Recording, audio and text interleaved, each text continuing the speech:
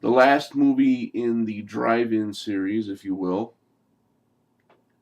was one that I didn't fully understand when I saw it, but I do know there were a lot of boobs and ass, and there was a sex scene that was pretty righteous.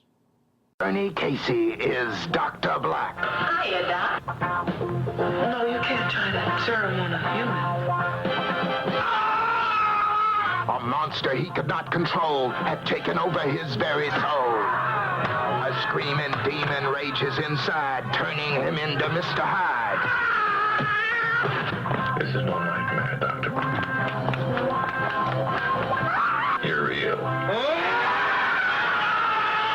Super strong, supernatural, and super bad. That's a cross between the abominable snowman and Willie the werewolf. Indestructible. Nothing can stop him. Not bombs, bullets, or bulldozers. No man alive could take that dive. But he's on his feet when he hits the street. Dr. Black and Mr. Hyde. His victim thinks she's tricked him, but she hasn't a prayer when he leaps through the air.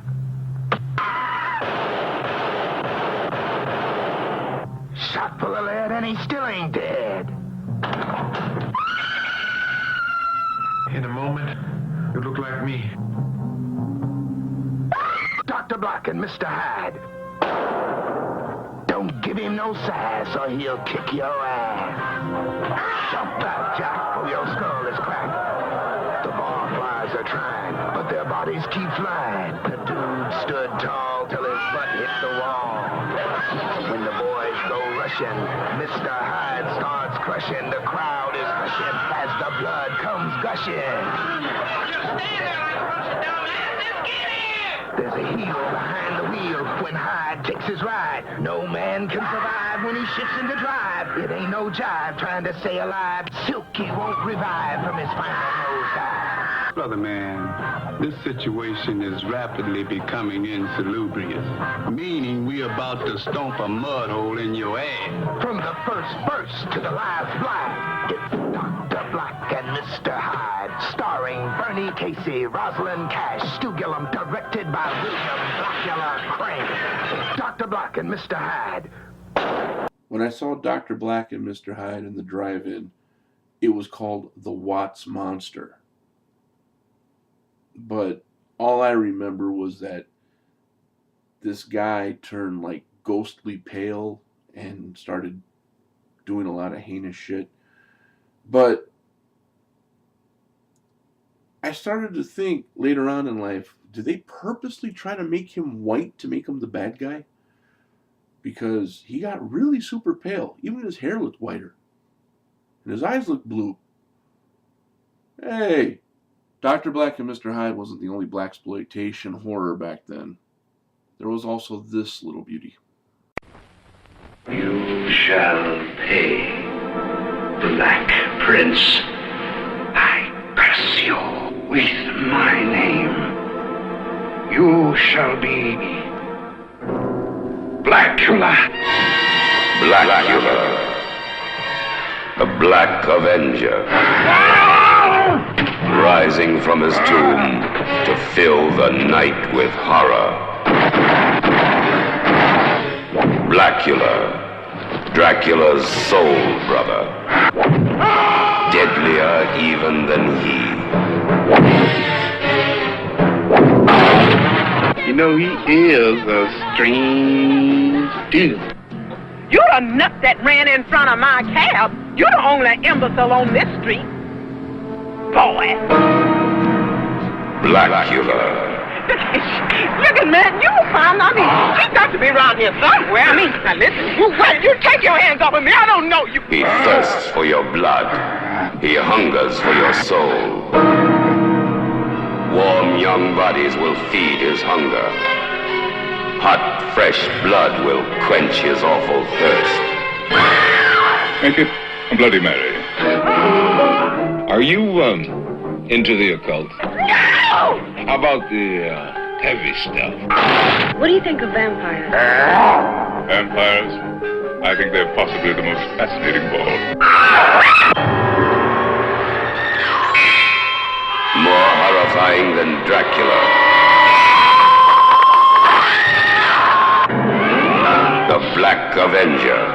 Blackula from American International Pictures. There is absolutely nothing politically incorrect with Blackula. There can't be. No way. Can't be. I refuse to believe there is. But of course, if you have Blackula, then you gotta have... Dr. Stein would like to see you in his laboratory.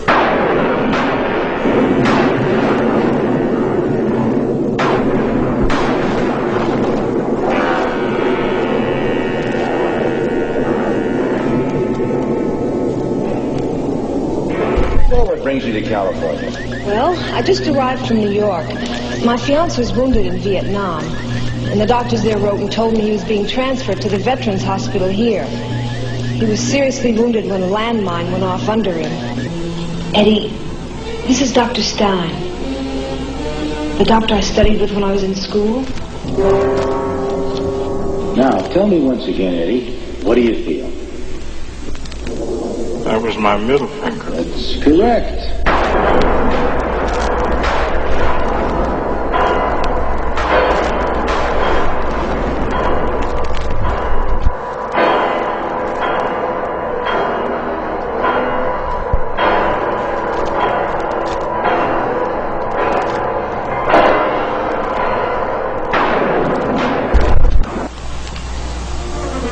Dr. Stein, look at this.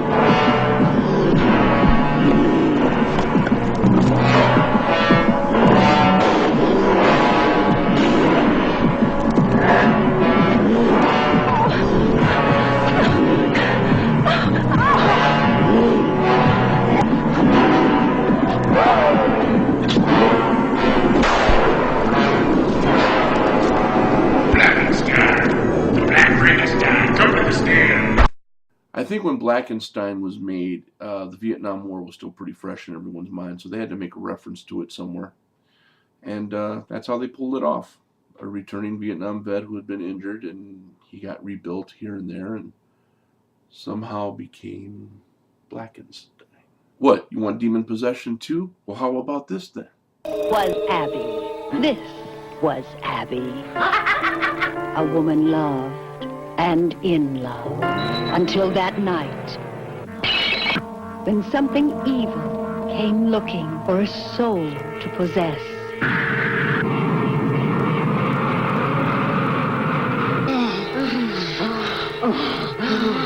I can't stop thinking about your husband. That creep, forget him. Was this Abby? Now the fun starts. Grab her, hold her. Hear me, demon. Leave this woman's body. Abby, rated R. I absolutely dig the way she's mouthing off in the back of that car. Forget that sucker. Something to that effect. That was her being a bad girl. She was a church-going, choir-singing girl. And now she's being mouthy about her old man. Forget that fool. Man, they don't make them like that anymore. They really don't. Is that a good thing? One of my younger viewers pointed out that the trailers from the 80s were a lot different than the trailers of today. And the same could be said for the 70s, especially the TV commercials. It seemed like the commercials from the 70s kind of walked the line between showing you the movie and really jerking with your imagination. This was one of those commercials that really grabbed my attention when I was a kid. Roses are red, violets are blue, but the iris is the flower that will mean the end of the Suspiria. You can run from Suspiria.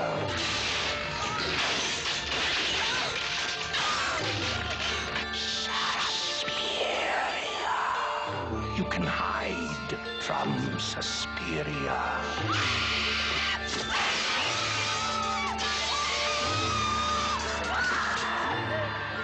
Suspiria. But you cannot escape Suspiria. The only thing more terrifying than the last 12 minutes of Suspiria are the first 92. Suspiria was one of those movies that I didn't see until way later, like in the early 80s. As I had stated before, I had seen it as a double feature with House by the Cemetery. Great matchup, but I was way late seeing it. I remember when it first came out, a few of my friends had seen it and told me all about it and told me what a great movie it was. And I was just like, oh, I got to see that movie. But I didn't get to till I was a teenager. But it was worth the wait. Speaking of TV commercials that really did a number on me. It's only a movie. It's only a movie.